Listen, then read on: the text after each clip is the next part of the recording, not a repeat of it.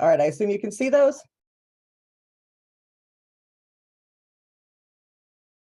Can I get a thumbs up from somebody? Michelle, thank you. All right. So thank you so much for spending your lunch with me today. I especially want to thank my friend Zoe Sauthoff and the yoga studies team at LMU for inviting me to speak today. I didn't realize I was the first in the lecture series, so thank you for that. Of course, I wish I could be there in person for lunch because it's -13 Fahrenheit outside here in Canada. And of course, by not being there, I miss out on one of Chris Chappell's famous hours-long walks. So today I'm going to be discussing alchemy and Tantra, and we're going to examine the intersections of South Asian healing, health, and ritual. So traditionally, Mercury, which is called Rasa in Sanskrit, has been considered to have a very long history in Ayurvedic medicine.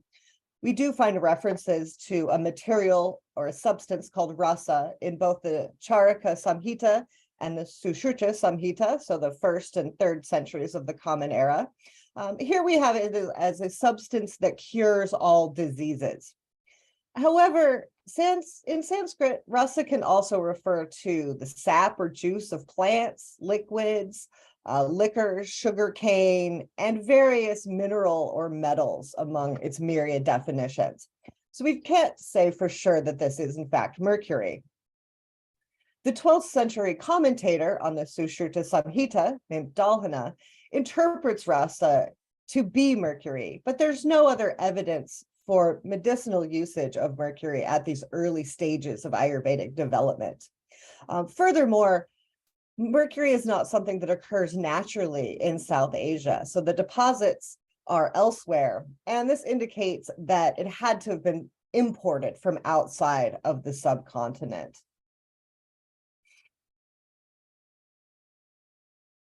In approximately the 7th century of the Common Era, Sanskrit medical, religious, and yoga texts do begin to make unambiguous references to Mercury. And here we have it as an ingestible or topical agent. When applied correctly, it cures the Timira eye disease, it can remove freckles, and is an ingredient in rejuvenative tonics. If we assume that Mercury was introduced to South Asia around the 7th century of the Common Era, its introduction occurs around the same time as the start of this tantric literary production. Like medicinal uses of Mercury, we have dubious efforts trying to trace these tantric traditions back to very early periods, including the time of the Buddha, ancient Hindu sages, and even some very dubious efforts as far back as the early settlements of the Indus Valley. But the first textual references we find to tantric practitioners, and here they're called the Pashupatas, occur around the 2nd century of the Common Era. We also find Kapalikas, these skull-bearing tantric practitioners, Śaiva practitioners, who engaged in charnel ground rituals. And these first appear in a Prakrit poem written between the 3rd and 5th century of the Common Era. We also find a 5th century stone inscription that describes tantras as ritual teachings and references female dakinis and maters. And these are supernatural females who have to be appeased. Their appeasement cures various illnesses, and especially those involving children. We also find a 7th century reference to a tantric practitioner suffering from the use of improperly purified mercury by the playwright Banabhatta in his Kadambari. And this reaffirms the date of that introduction of Mercury to India and demonstrates a very early connection between the use of Mercury tonics and tantric practitioners. The references in Sanskrit to medical ingestion of mercury do date to about the 7th century. Rasaśāstra, this literature of works by alchemists on alchemy for other alchemists, appears beginning with a text called the Rasa Hridaya Tantra, and this appears in about the 10th century. This coincides with the development of the later Kaula tradition. And this is a tradition that de-emphasizes charnel ground practice and replaces it with a focus on eroticism, the attainment of supernatural powers through yoga, and the all-important initiatory practices. So these texts, especially Abhinavagupta's Tantra Loka, pay minimal attention to the long tradition of tantric medicine. From approximately the 6th century on, we find texts called Bhuta, Bala, and Garuda Tantras, and these focus on the treatment of a variety of illnesses that can range from demonic possession, pediatrics, childhood possession, and snake bites. These tantras utilize a combination of herbal and ritual treatments to provide medicinal cures. The 9th century Bhairava Tantra, the Netra Tantra, does not offer these herbal recipes, but as Chris mentioned in my book, I talk a lot about how they use mantra and mandala and meditation, and they do this to imbue medicines with healing powers. So we still find medicines, but you'll find the pill actually surrounded with the mantra in order to make it effective. So what is rasaśāstra? Well, here we have these early works, and they adopt the language of the Tantric Kaula, especially in their understandings of the use of mantra as required for alchemical success in various alchemical processes, such as mercurial operations, aurifaction, so the transmutation of base metals into gold, and to increase the effectiveness of plant and mineral medicines. At the center of worship, we find Rasa Bhairava and Rasankusha, and these developed from the tantric deities Svachanda Bhairava and Tripura Sundari. The 11th or 12th century text, the Rasarnava, designates itself the highest and most difficult to obtain tantra because it teaches one to attain perfection and gives both enjoyment and liberation. In addition to teaching the worship of the Rasa Linga, a mercurial linga, so that symbol of Shiva, but made of actual mercury, the text uses this tantric archetypal model of a dialogue between Shiva or Bhairava and Parvati. As the word implies, it is the study, Shastra, of Mercury, Rasa. I do use the terms rasaśāstra and alchemy as synonyms throughout this talk. If you start repeating the word rasaśāstra, it gets tangled up in your mouth. Alchemy is a bit easier to say repeatedly, but I do want to make it clear that there's no evidence that links medieval European alchemy and rasaśāstra. Thus far, any connection to Chinese alchemy and alchemical literary and practical traditions is speculative, but likely. We do find the cross-cultural transmission of alchemical ideas from Sanskrit into Persian during the Mughal period, and specifically mentions of rasayana, or rejuvenation therapy.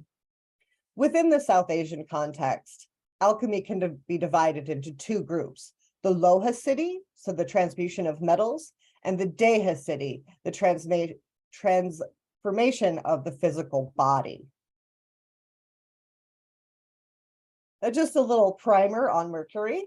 We may remember from chemistry class that Mercury is number 80 on the periodic table. It's the only metal that exists in liquid form at what we would consider normal temperatures. It becomes solid at around -40, and that's where Fahrenheit and Celsius converge. So around -40, what we here in Edmonton call the coldest week of the year, Mercury will actually solidify. It's extracted from cinnabar, which is a sulfide mineral that is crushed to make vermilion powder. So you're probably familiar with the red vermilion powder that gets put on myrties and cattle, things like that. Though highly toxic, if processed properly, mercury can be used safely. And in fact, in modern chemical processing, mercury appears in two forms. So we have one that's easily expelled by the body and one that is not. The former is often found today in medicines, fluorescent light bulbs, scientific instruments, even things like cosmetics and batteries, where it serves as a preservative agent against bacteria. So we do find it in consumer products. And I mentioned earlier that it can be used to remove freckles It's often found in skin lightening formulas across Asia, many of which are being banned because they're dangerous. Natural sources like coal-fired power plants and gold production are the most dangerous sources of mercury exposure in the modern world, and especially, of course, to those working in the power and mining industries. Some alchemical works focus almost exclusively on the purification of mercury, and nearly all alchemical works discuss purification at some point. To use mercury in medicine, it has to go through a series of 8 purifications, which are called samskaras, before it can be used. So first, we find mercury steamed with vinegar. Second, using a heated mortar, one grinds the mercury with vinegar, soot, rock salt, jaggery, or curd. Third, it's thickened by grinding it with aloe gel, 3 myrobalans, datura, and other ingredients. The fourth step, mercury is mixed with lemon juice and rinsed with vinegar and hot water. In the fifth process, it's turned into a vapor to remove lead and tin contamination. Sixth, it's heated in water or vinegar. Seventh, it's steamed alongside betel, garlic, salt. And finally, it's steamed again for 3 days with alum, iron sulfate, borax, black pepper, salt, mustard, and sour gruel. At the completion of this step, it is rinsed a final time in lime juice and then in water. And Dagmar Wyastic and a practicing alchemist in the UK, Andrew Mason, actually did these. There's videos on the Ayur Yoga YouTube page doing this purification of mercury. They thought it would take a couple of weeks. It ended up taking 10 months. So this is a very long process. Once the 8 samskaras have been performed, mercury is ready to be used in topical and internal medicines. The texts do, on occasion, acknowledge the toxicity of mercury and provide instructions to counteract the effects of improperly purified mercury. So those include eating foods rich in sulfur and ingesting milk or ghee. In addition to the 8 samskaras, we have a further 10, and these prepare mercury for ingestion to attain immortality. And these purifications require difficult to obtain and costly materials, like large quantities of gold. So reconstructing them for academic purposes is unfortunately a bit impractical. So in this slide here, I've listed 17 important texts. These have been composed from the 9th to 17th century. So as you can see, it can be very easy to confuse these. 13 of the 17 begin with the word rasa. And this list is by no means exhaustive. It gives you an idea of the depth of the corpus. So I've highlighted a few here that I want to discuss briefly. First, we have the Kalyanakara, which is a Jain medical text, and this discusses processing mercury for medicine. It demonstrates that alchemical thought and practice was fairly advanced by the 9th century. So there may be references slightly earlier than this, but this is the sort of pinnacle. This is the first reference that we really have that talks about processing this material. The Rasa Tantra is the first text that we have written by the alchemists to describe their own processes.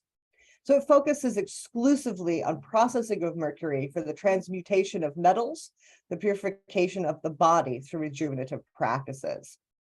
The Rasa Tantra also claims that mercury can help one attain an immortal body and cure all diseases.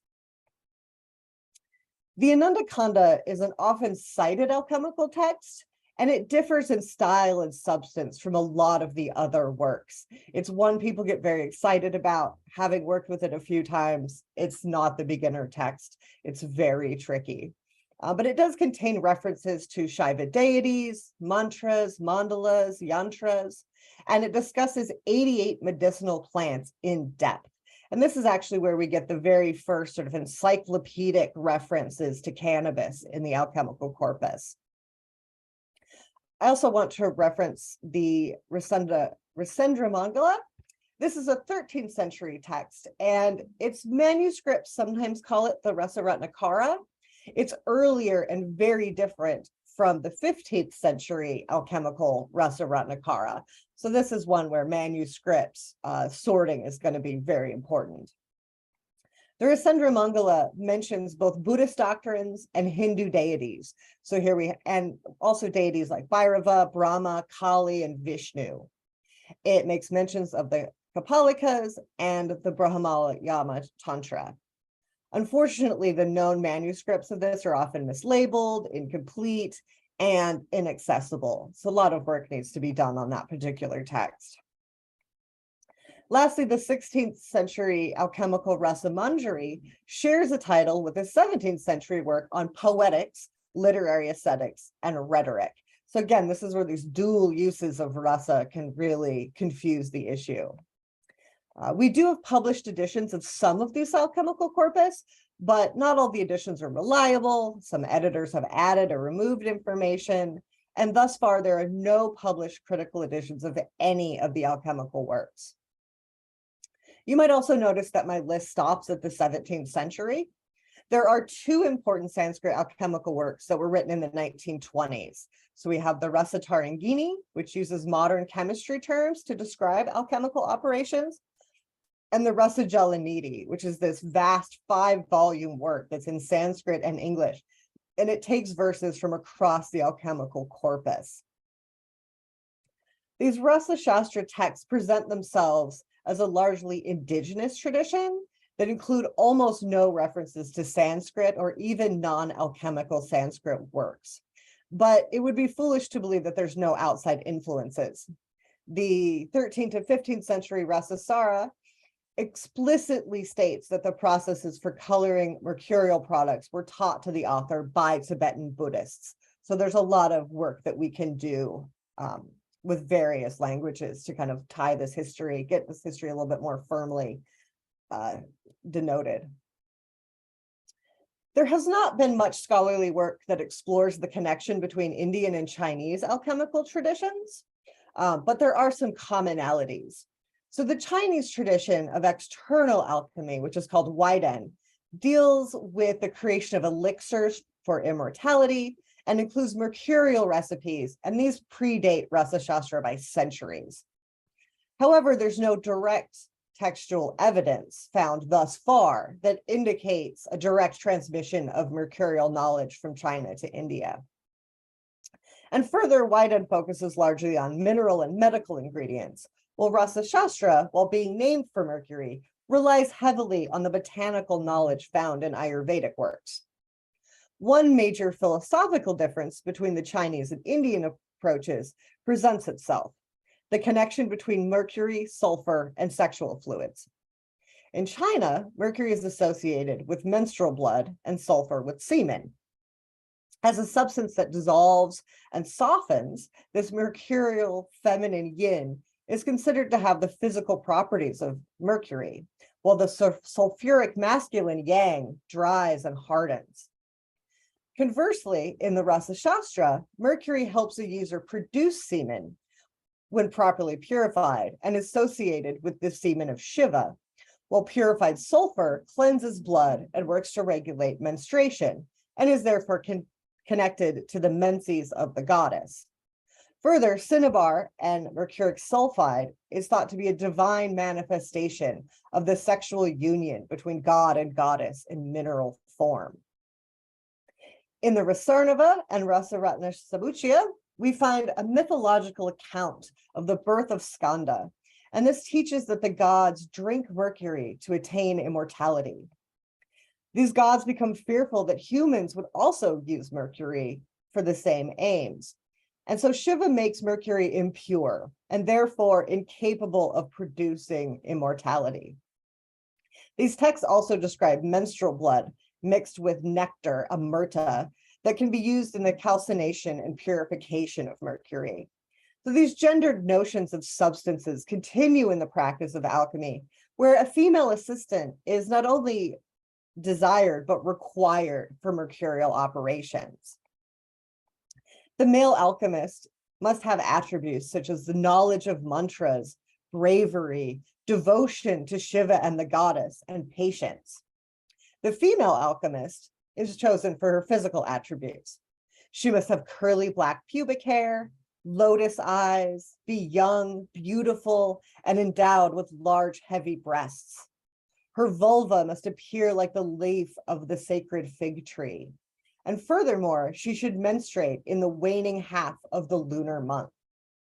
If such a woman is unavailable, another woman, who also must be young and beautiful, can act as a substitute. But this woman has to have been fed first a mixture of sulfur and ghee each morning for 3 weeks. So here we have the women who are partners and assistants in ritual, but rather not a core participant. As in Tantra, women do participate directly in the processes. As the mother, wife, assistant, alchemy becomes part of a woman's domestic life. And this archetypal female-bodied alchemical participant, who's called a Kalini, has the attributes of a tantric goddess. Her very real menstrual blood is both alchemical ingredient and alchemical product. She must possess the ideal goddess body. And if that body is not deemed up to standard, she must ingest an unpleasant concoction of mineral sulfur mixed with stomach-soothing dairy, which here is ghee. The text does imply that this woman is post-pubescent. Her breasts and pubic hair are full. She menstruates with regularity. And the leaf-like symmetry of her yoni is reminiscent of the tantric view of the yoni as the mouth of the yogini. So where the vulva of the Kula yogini offers knowledge during the initiation process, the alchemical woman's vulva produces a tangible substance to be used in alchemical processes. Both Tantra and rasaśāstra recognize the power of the feminine as both woman and mother. And this creative power of the feminine is harnessed through the inclusion of female sexual fluids in alchemical recipes. Shaman Hatley has identified 7 types of tantric sexual practices: love magic, desire fulfillment, ritualized coitus, the tantric feast, initiatory coitus, sexual yoga, and individual sexual practice. Of these 7, love magic and individual sexual practice are most prominent in rasaśāstra literature.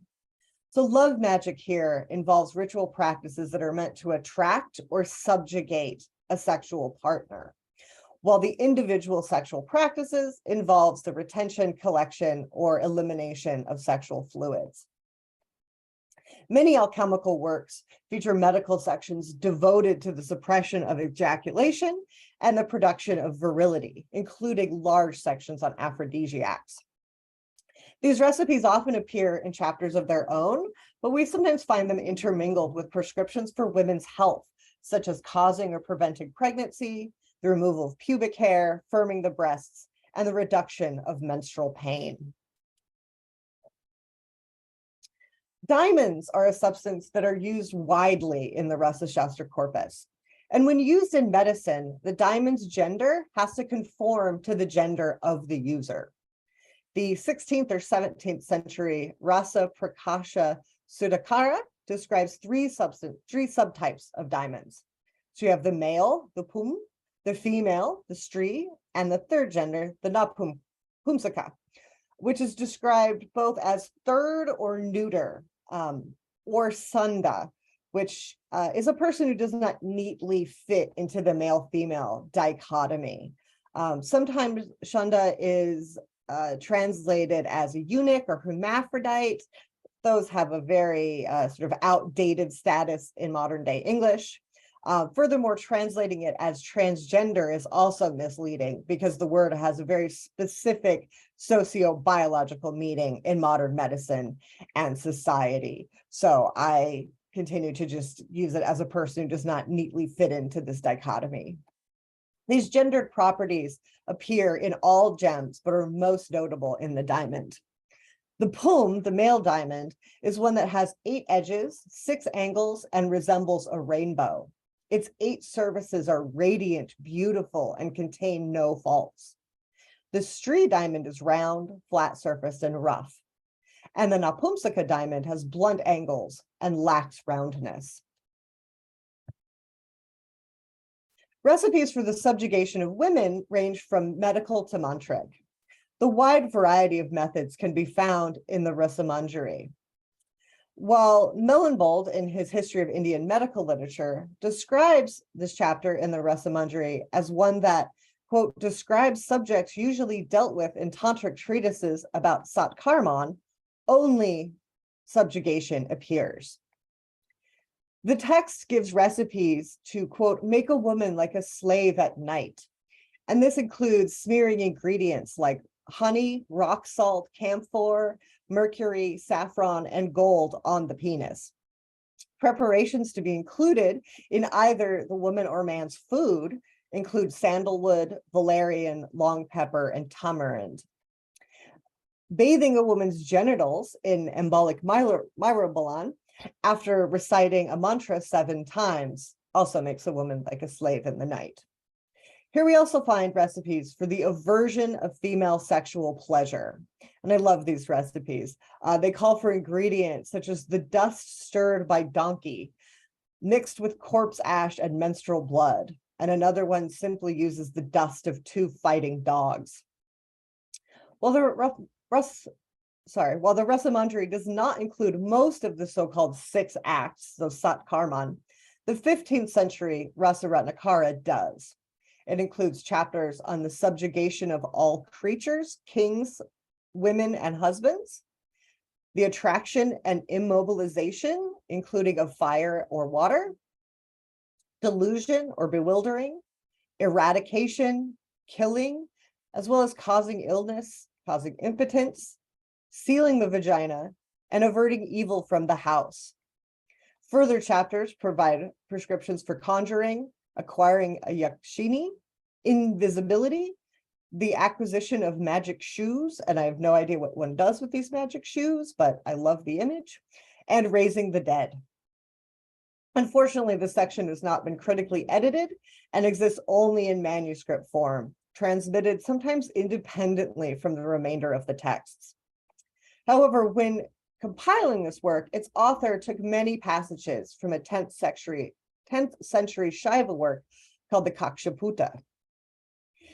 In the Kakshaputa, we find a man who worships various Yakshinis through mantric recitation and offers various plants, honey, clarified butter, and milk to the goddesses. And these goddesses then give the worshiper whatever he wishes. In addition to granting him all his desires, the Yakshinis also reward him when he gives her gifts of soups and mantras with food. She gives long life, wealth, health, a serene mind, supernatural powers, a youthful appearance, immortality, speech, the revitalization of the dead, and good fortune. The Kakshaputa's 19th chapter, which focuses on raising the dead, knowing the time of death, and cheating death. Various tantras across South Asian traditions include sections on each of these outcomes. In each of these works, one attempts to conquer death in order to attain liberation. The Kakshaputa, however, is interested only in worldly gains, so making the aims of estimating the time of death and cheating death a medical rather than spiritual treatment. It calls for the use of ankola and guduchi, which are both common ingredients in both rasaśāstra and Ayurveda. So in order to revive the dead, and in this text, it means one who has died from disease or snake bite, one must first worship a linga that he ties to the ankola tree, and he recites the Agora mantra for 3 hours each day and night. He then fills a pot that is also tied to the tree with ripe fruit and worships it with perfume, flawless flowers, and other substances. Next, he places seeds smeared with borax into a wide-mouthed clay pot made by a woman. The vessel is then placed upside down into a copper bowl and put to rest in the sunshine. Finally, he puts a small amount of the prepared oil and the same amount of sesame oil into the nose of the corpse. In a second recipe, he mingles human semen and mercury with an equal part of the prepared oil to immediately bring the corpse back to life. The Kakshaputa contains both mantra and mercurial medicine, which is not surprising considering its connection to both the earlier or contemporary tantras. In its first chapter, it lists several works that inspired it, including the Tantric Svachanda Tantra, the Netra Tantra, and the Garuda Tantras, the rasaśāstra Rasarnava, and of course the Vedic Atharva Veda, among others. The treatment of children within tantric and alchemical medicine focuses on protection from a variety of female demons. Children cannot be fed Mercury. One of the earliest instances appears in a Buddhist work that dates to approximately the first half of the 7th century. In this as of yet unedited manuscript, we find the story of the Buddha recounting a spell to ward off demonic possession to protect his son from female demons. Illness caused by spirit possession and the medicalization of possession appear in Sanskrit literature from a very early stage. The Rig Veda 10.162 calls on Agni to hear prayers and drive evil spirits from the body. This verse focuses on illnesses of possession that impact embryos and a woman's womb, which demonstrates a special risk of possession to women and fetuses. We find two primary divisions of possession, involuntary and voluntary. This former, the involuntary, is the concern of Ayurvedic and Tantric healers. The voluntary possession focuses on divination. Ayurvedic texts often associate madness and mental illness with possession. The Charaka Samhita teaches that diseases caused by moral transgressions can be treated with pacification rituals, medicine, gift-giving, the recitation of God's name, fire sacrifice, temple offerings, and more. Within the rasaśāstra corpus, we're not given a reason for child possession, but instead the symptoms and instructions regarding which goddess one must appeal to for healing. Several tantric works, including Ravana's Bala Tantra and the pre-11th century Kriya Kala Gunottara, are among two works that discuss possession pediatrics clearly. The term Bala Tantra itself is often translated as midwifery, but it would be better translated as childhood illness, because the works that focus on the rites of Bala Tantra rarely mention the process of childbirth, but instead highlight medicines given before and after birth. Unfortunately, we do not have any texts that focus solely on children's medicine. Rather, we find references to possession within the Tantric canon, especially in those Bhuta Bala Tantras. The Garuda Purana contains a spell used to protect children that closely matches those in other texts. The 16th century Rasamanjari continues this tradition. It cites Ravana's Bala Tantra. However, when I compared this to published edition of the Bala Tantra attributed to Ravana, I found a very different list of yoginis who must be appeased. Its list does closely match those found in other texts, however. The Rasamanjari does not give detailed instructions on how to appease these yoginis, but instead gives the name, direction of offerings, and symptoms associated with them. So these are the yoginis who are listed on the slide. While we know very little of the domestic life of the alchemist, we do know that he has a temple, a laboratory, and a medicinal garden. Though this indicates that he's a householder with a wife and a home. The appliances and ingredients for the alchemical preparations can be costly, so he would need to live near enough a town or city to procure ingredients.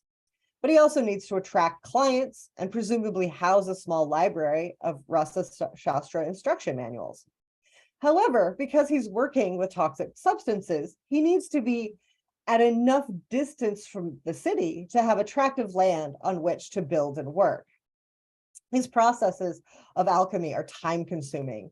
Ingredients are sometimes churned for days on end. They're continually roasted over flames. And this is accompanied by the repetition of mantras. So our alchemist has to have been both initiated and must know the mantras. Rituals related to medicine hold an ambiguous position in modern Ayurveda and rasaśāstra. On the one hand, Indian published English language textbooks and translations do acknowledge the role of mythology and mantra within the traditional canon. While on the other hand, they minimalize these elements by emphasizing and justifying the connections as things of the past. In a 2015 translation of the Rasaratna Samuchaya, the editor says, quote, "The profession of preparation of drugs was considered a very noble and auspicious, and hence procedure of chanting, incantation, etc. is advised. Such incantations are supposed to have some unimaginable powers by which the medicine production becomes uneventful." So rather than ignore the religious instruction within the work, the editor brushes them away as a historical necessity that no longer applies. As recent as 1926, Mercury wrote, "Personally, I consider the chemical system of Indian medicine as of divine origin. It is not a science in the ordinary sense of the term. It is not a collection of experiential truths or inductive generalizations based on observation and experiment. It is a super science, and as such is based on something higher than observation and experiment. Call it inspiration, revelation, or what you will." Despite this assertion, within his 5-volume Rasa Jalanidhi, Mukherjee rarely mentions prayer, mantra, or ritual. From these brief and fleeting references, one might think ritual and mantra had only a passing importance in pre-colonial medicine. But in fact, rasaśāstra works include countless references to deities and rituals at all stages of the alchemical process. Many conform to tantric rites of initiation, deity installation, and mantric recitation. Further, many works present themselves as divine revelation, again, taking the form of that dialogue between Shiva and the goddess.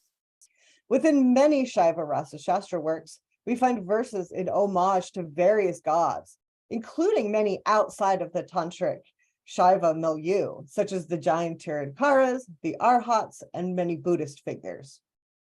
Throughout these works, tantric mantras appear quite frequently. Now, tantric works tend to use these complex encoding to reveal their mantras.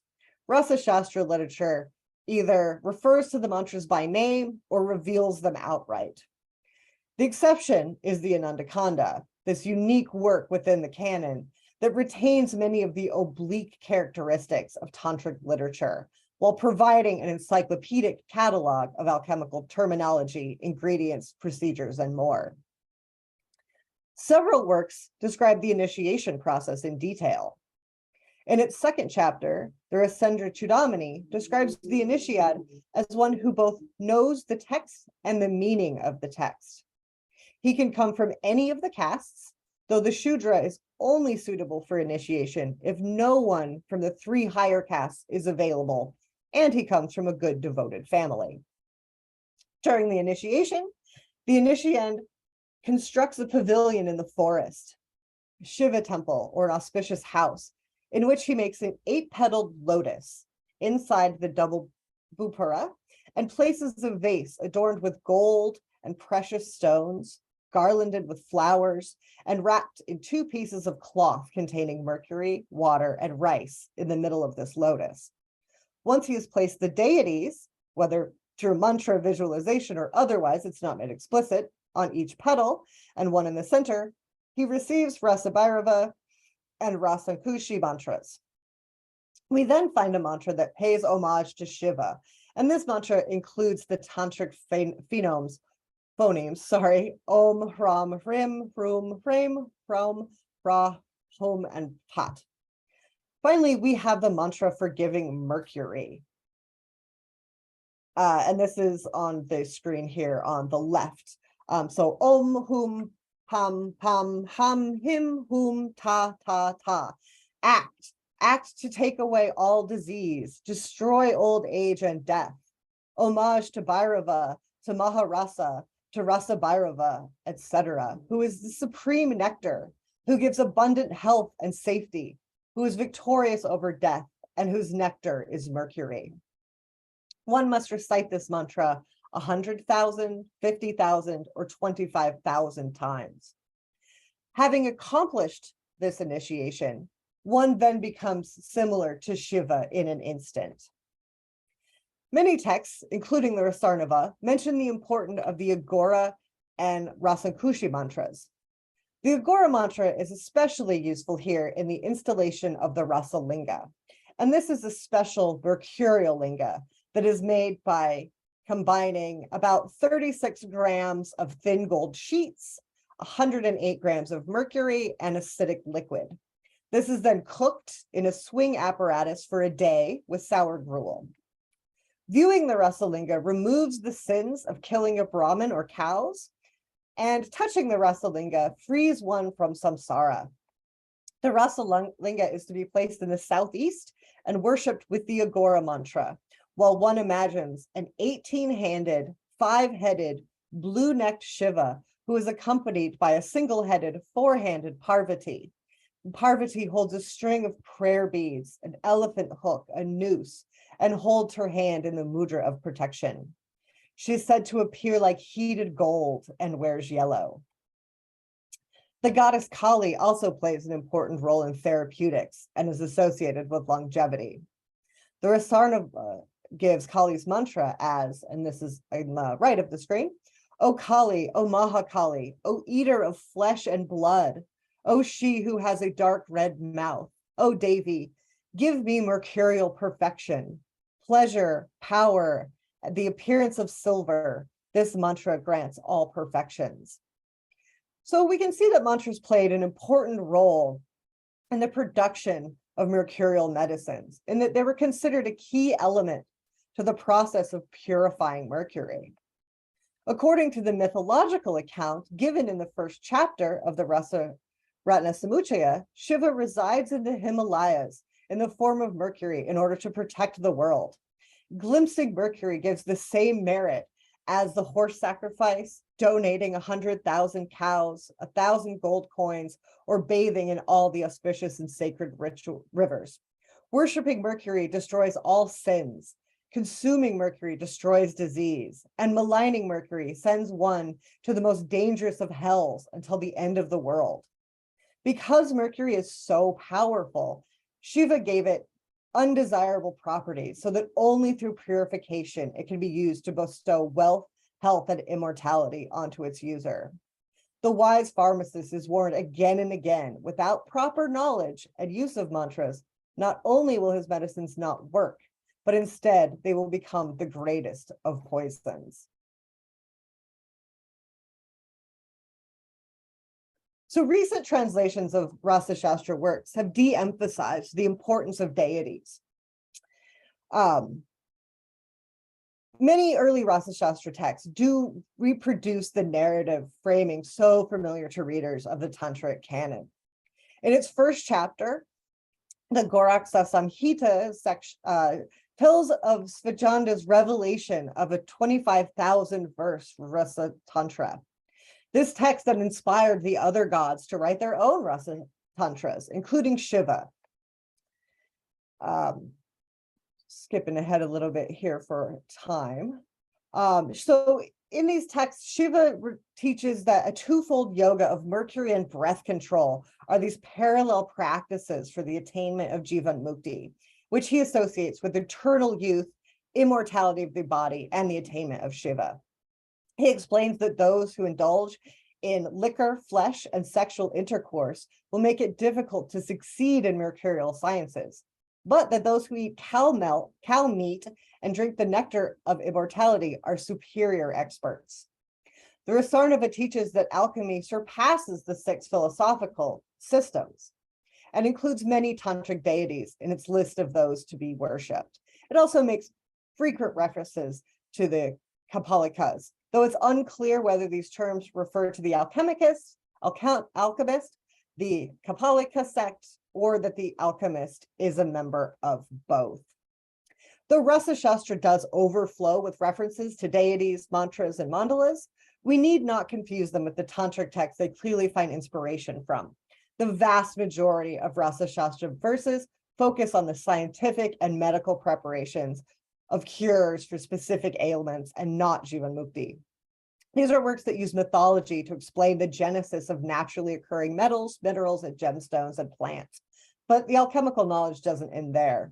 These works demonstrate a deep and complex understanding of their ingredients. So tracing the tantric dimensions of alchemy within the rasaśāstra corpus is fairly easy, as references are straightforward. However, finding alchemy in Tantra, yoga, and other sources is more difficult. Within rasaśāstra, the word rasa unambiguously refers to Mercury. These works describe the attributes and usages of Mercury in such a way there can be no doubt what we mean. Philosophical works, however, from the early Hatha Yoga and Tantric corpuses, tend to focus less on the scientific aspects of alchemy and more on rasa as the procreative element of Shiva and Parvati. This means that the alchemical references tend more toward metaphor than the precise scientific language of rasaśāstra. For example, the 11th century Hatha Yoga text, the Emergence, uses alchemical terminology like great seal, great lock, and great piercing to describe breath and body practices that change and purify bodily elements through heat.